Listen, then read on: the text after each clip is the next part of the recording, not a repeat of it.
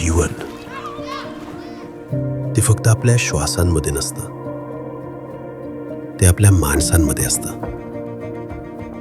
कधी कधी एका व्यक्तीचा प्रवास थांबतो, पण त्याचं हृदय, त्याचा श्वास आणि त्याच्या जीवनाचा एक अंश कोणाच्या तरी आयुष्यात पुन्हा नव्याने जगू शकतो.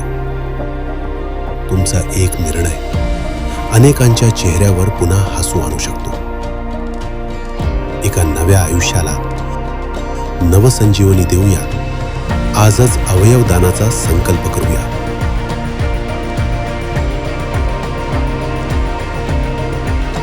अवयवदान महादान.